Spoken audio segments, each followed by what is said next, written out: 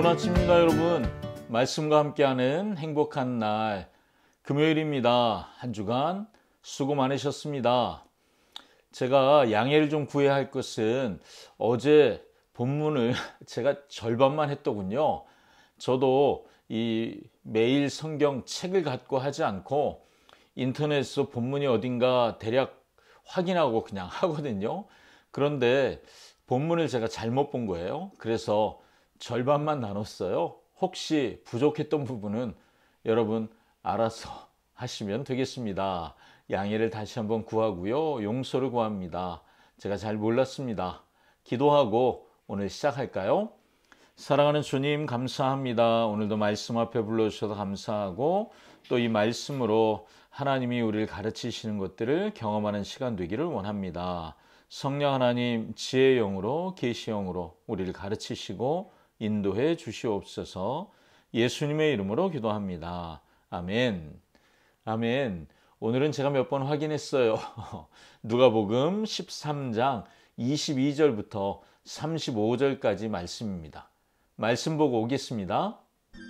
예수께서 각성 각 마을로 다니사 가르치시며 예루살렘으로 여행하시더니 어떤 사람이 여짜오되 주여, 구원을 받는 자가 적으니까? 좁은 문으로 들어가기를 힘쓰라. 내가 너희에게 이르노니 들어가기를 구하여도 못하는 자가 많으리라.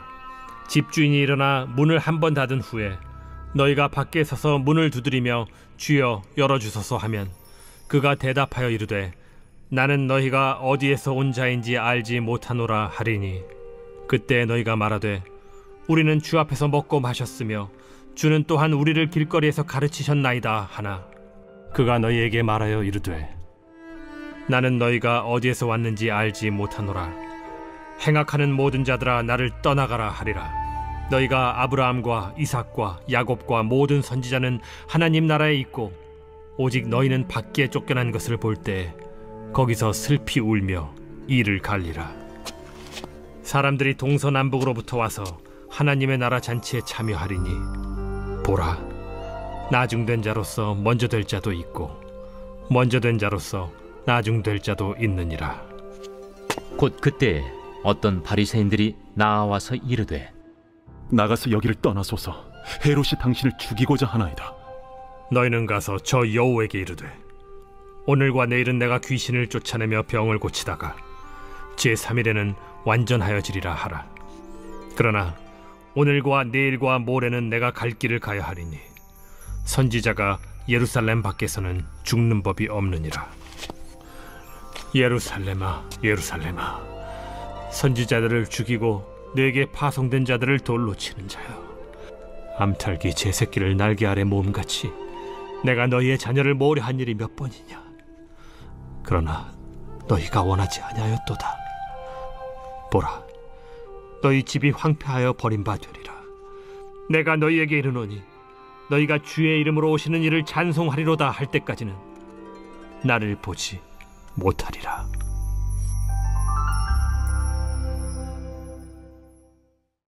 아멘.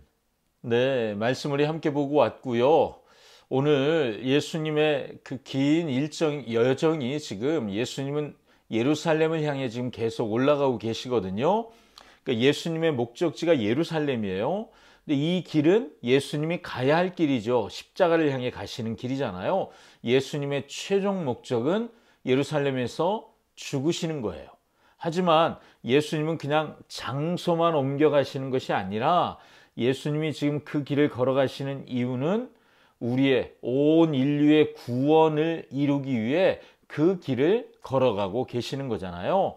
그런데 그 이동하는 중에 어떤 사람들이 질문을 했어요. 구원받을 사람이 소수입니까? 작은 사람만 구원을 받습니까? 예수님이 그 질문에 대한 답이 아니라 구원받기 위해서 뭘 선택해야 하는지를 오늘 말씀해 주신 장면입니다. 바로 우리가 읽었던 말씀이죠. 24절에 좁은 문으로 들어가기를 힘쓰는 것, 이 힘쓴다는 표현이 운동 경기에서 운동선수들이 최선을 다하듯 그렇게 하는 것을 힘쓴다고 표현하거든요. 그러니까 장차 심판의 날이 오면 들어가고 싶어도 들어가고 싶다고 간청을 해도 거절당하는 사람들이 있을 것입니다. 게다가 28절에 보니까 그곳에는 밖으로 쫓겨난 그런 사람들도 있을 거예요. 슬피 울며 이를 가는 일들이 생기겠죠. 그런데 그렇게 들어가지 못한 사람들의 공통점은 뭐냐 하면 나는 거기 들어갈 수 있어 이렇게 확신한 사람들이었다는 거예요. 그들은 주님 앞에서 먹고 주님과 함께 마셨고 주님께 배웠습니다. 하지만 주님의 대답이 뭐예요? 나는 너희를 모르겠다 였습니다. 들어가지 못하고 낭패를 본 사람들의 특징은 주님을 모른다는 것이었습니다. 더 놀라운 것은 그들 스스로는 주님을 안다고 생각했다는 거죠. 이게 더 충격적이잖아요. 그러므로 좁은 문으로 들어가기를 힘써라, 이 말씀은 이렇게 생각해 볼 수 있을 것 같아요. 주님을 알아가는 삶을 힘써 추구해라. 누구를 알아야 된다고요? 주님을 알아가는 삶이 좁은 길로 가는 삶이구나 하는 것을 우리가 생각해 보게 된다는 거죠. 그렇다면 누가 이 좁은 길, 좁은 문으로 들어갈 수 있을까요? 동서남북 사방의 사람들이 와요. 그들은 어떤 사람들이에요? 주님을 아는 사람들이에요. 주님을 아는 사람들이 그 좁은 문으로 들어가는데 그들은 좀 전에 나누었던 이야기로 표현하자면 좁은 문으로 들어가기를 애쓰고 힘썼던 사람들이죠. 하나님의 메시아로 오신 예수님을 거절하는 사람들은 들어갈 수 없겠죠. 하나님의 메시아를 받아들인 사람들, 동서남북 사방에서 몰려온 이방인들이 들어가게 될 것이라고 하시죠.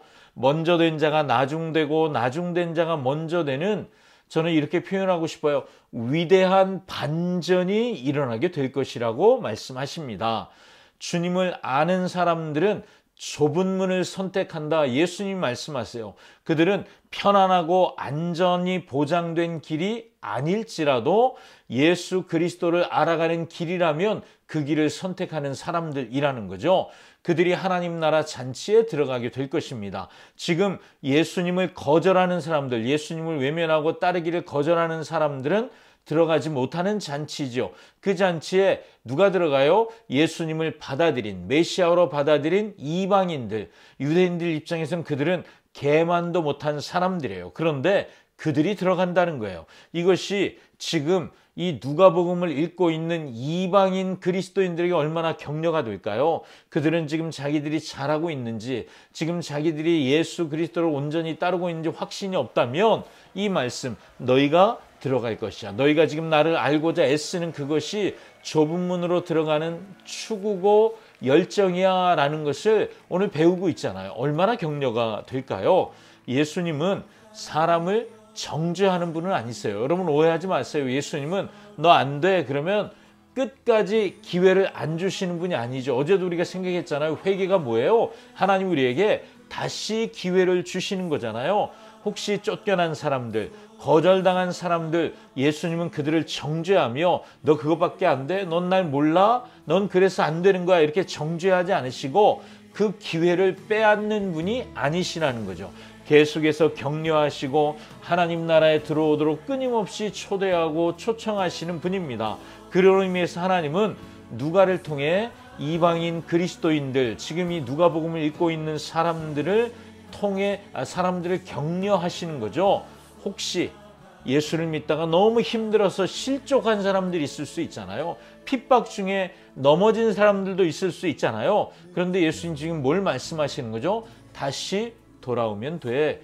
회개하고 주님이 주시는 기회를 붙잡으면 돼. 혹시 주님을 알았나 착각했을지라도 다시 주님을 알아가는 삶으로 돌아오면 돼 라고 말씀하시는 거죠. 주님을 안다는 것은 이미 우리가 그렇게 살아왔다고 해서 충분한 것이 아니죠. 주님을 안다는 것은 매일의 숙제와 같은 것이라고 할 수 있습니다. 우리가 매일매일 추구해 나가야 할 방향이라고 할 수 있겠죠. 주님을 이미 잘 안다라고 착각했던 사람들의 결과를 오늘 본문에서 우리가 보잖아요. 밖으로 내쫓아지고 슬피 울며 이를 가는 그 사람들, 여러분 주님을 다 안다는 착각, 이것이 이렇게 큰 어려움을 가져올 수 있다는 것을 오늘 본문을 통해 우리가 배웁니다. 그래서 잘 안다고 생각하는 것이 나의 착각은 아닌지 우리가 살펴볼 필요가 있겠죠. 그리고 지금 주님이 가장 기뻐하는 삶이 무엇인가를 다시 한번 생각해 봐야 되겠죠. 그게 뭐예요? 주님을 알아가는 삶입니다.